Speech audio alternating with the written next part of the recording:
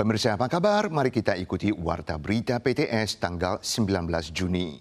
Konflik antara Iran dan Israel terus meningkat. Tanggal 18, kedua belah pihak saling tembak sepanjang malam, menimbulkan banyak korban tewas dan luka. Apakah Amerika Serikat akan campur tangan? Presiden Donald Trump mengatakan bahwa dia akan mengambil keputusan pada menit terakhir. Sementara itu, pemimpin tertinggi Iran, Ayatollah Ali Khamenei, menekankan bahwa Iran tidak akan menyerah kepada siapapun.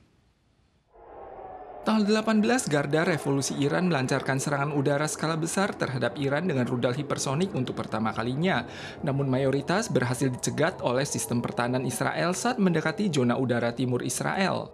Angkatan Udara Israel mengerahkan lebih dari 50 jet tempur untuk melakukan pengeboman di Tehran dan kawasan di sekitarnya dengan fokus pada fasilitas produksi sentrifus dan pabrik rudal Iran.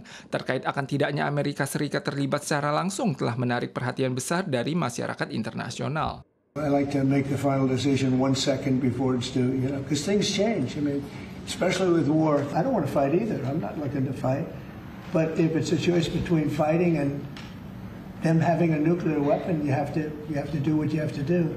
Pemimpin tertinggi Iran menyatakan dalam pidato yang disiarkan di televisi untuk pertama kalinya tanggal 18 bahwa Iran tidak akan menyerah kepada siapapun dan mengeluarkan peringatan keras kepada Amerika. Ham tahdid mikone, ham با یک بیان سخیف و غیر قابل. Baku tembak antara Israel dan Iran telah menempatkan warga kedua belah pihak di bawah ancaman perang yang serius. Tidak hanya arus pengungsi muncul di jalan Tehran, warga Israel juga telah dievakuasi. Ada beberapa yang naik kapal pesiar untuk mencari perlindungan di Siprus, negara Uni Eropa terdekat. Kabupaten Miauli meluncurkan program penutupan rekening sebelum pulang bagi pekerja migran. Mendorong majikan untuk membantu PMA yang dipekerjakan untuk menutup rekening keuangan sebelum pulang ke kampung halaman usai kontrak berakhir. Mencegahnya jatuh ke tangan sindikat kriminal dan menjadi alat pencucian uang. Kepolisian Kabupaten Miauli mencatat 382 kasus penipuan atau pelanggaran UU Pengendalian Pencucian Uang dari Januari hingga Maret tahun ini. Sekitar 16% diantaranya adalah rekening bank asing, dan sekitar 60% adalah milik PMA yang telah meninggalkan Taiwan secara sah setelah kontrak mereka berakhir dan menjual rekening bank mereka kepada sindikat kriminal sebelum meninggalkan Taiwan. 移工在返乡前会将贩卖或交付金融账户给诈骗集团，已成为诈骗案件的破口。 Biro Kepolisian dan Departemen Ketenagakerjaan dan Pengembangan Pemuda Kabupaten Miauli meluncurkan program penutupan rekening sebelum pulang, mendorong majikan untuk membantu PMA menutup rekening keuangan mereka setelah kontraknya berakhir. 希望他们在回乡之前把账户结束掉，甚至如果移工有怨言那一天的工资，我想县府来编列预算来给付，我觉得都还划算。 Program penutupan rekening sebelum pulang merupakan kesepakatan antara pekerja dan majikan. Agensi akan membantu menutup rekening PMA saat kontrak berakhir. Pengembalian pajak atau pembayaran lain kepada PMA setelah meninggalkan Taiwan akan ditransfer kembali ke rekening bank mereka di negara asal. Hal ini mencegah PMA memberikan kartu ATM mereka kepada teman di Taiwan untuk mengambil pengembalian pajak dan menjadi sasaran sindikat kriminal. Pengunjung ke Taiwan harap diperhatikan. Ditjen Imigrasi Nasional NIA mengumumkan mulai Oktober pengisian kartu kedatangan bagi pengunjung asing yang masuk ke Taiwan akan diubah menjadi format daring, menggantikan format kertas saat ini. Pelaku perjalanan hanya perlu melengkapi formulir di situs web resmi dalam waktu 3 hari sebelum kedatangan. Saat ini ada 2 cara pengisian kartu kedatangan bagi pengunjung asing, yakni diisi di atas formulir kertas atau secara daring. Untuk mengoptimalkan efisiensi pengurusan bea cukai, NIA telah meluncurkan antarmuka kartu kedatangan yang disebut sebagai Taiwan Arrival Card (TWAC) sejak Mei tahun ini dan akan diterapkan sepenuhnya mulai Oktober saat penggunaan formulir kertas dihentikan.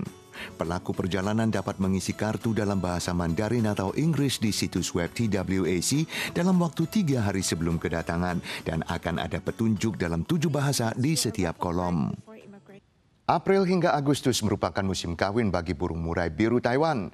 Saat membesarkan anak, mereka akan dengan ganas melindungi sarang dan dengan aktif menyerang manusia yang lewat.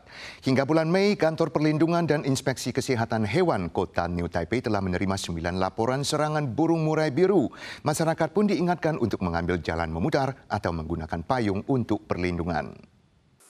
Sarang burung murai biru Taiwan tampak bertengger di atas pohon ara yang berada di taman pada kawasan Nankang yang sedang direnovasi ini. Pada bulan Mei saat Ibu Li sedang berjalan-jalan dengan anjingnya di sini, ia merekam burung murai biru yang mencoba menyerang anjingnya. Ia sendiri juga pernah diserang. 不晓得到底是爪子抓到我，还是它的鸟嘴。会很痛吗？会，后来就避免走这个路了。会尽量。 Dari April hingga Agustus setiap tahunnya merupakan musim kawin burung murai biru di Taiwan. Burung murai biru memiliki perilaku protektif yang sangat kuat saat membesarkan anaknya dan akan menyerang orang atau hewan yang mengganggu. Warga disarankan membawa payung atau berputar arah. Burung murai biru merupakan hewan yang dilindungi tingkat ketiga dan warga dilarang mengambil sarang atau anaknya sesuka hati. 其行为口触及野生动物保育法第18条第1项规定，最高可处2年以下有期徒刑、拘役或并科50万元以下罚金。 Selama musim kawin burung, kelompok pengamat burung Taipei disibukkan oleh warga yang mengirim anak burung. Pakar menyarankan jika menemukan anak burung yang terjatuh, sebaiknya segera masukkan kembali ke sarang atau ambil ke pinggir dan jaga jarak aman untuk sementara waktu. Kirim anak burung ke pusat konservasi setelah memastikan induk burung belum kembali. Gunung Lewotobi laki-laki di Flores NTT Indonesia meletus pada tanggal 17.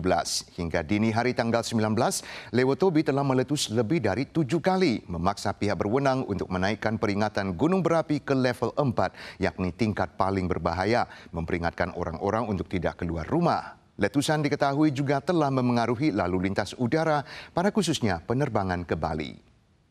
Awan abu vulkanik berbentuk jamur berwarna oranye merah setinggi 11.000 meter meletus dari kawah Lewotobi laki-laki dan dengan cepat menyelimuti desa-desa di dekatnya. Hari sore itu pas dia letus, itu kami masih berada di halaman rumah. Tapi saat kerikil berhamburan itu kami lari ke Hikong. Indonesia terletak di kawasan cincin api Pasifik yang ditandai dengan aktivitas geologis tinggi. Pihak berwenang telah menaikkan peringatan gunung berapi ke level 4 pertanda awas dan memperingatkan bahwa jika hujan deras, aliran lava dapat terjadi. Akibat letusan, banyak penerbangan ke destinasi wisata populer Bali dibatalkan atau ditunda sehingga mengganggu rencana perjalanan penumpang. Pemirsa sekalian, sekian Warta Berita PTS. Selanjutnya, mari kita saksikan seni instalasi awan hitam di Ukraina dan kita suah lagi di lain kesempatan. Sampai jumpa.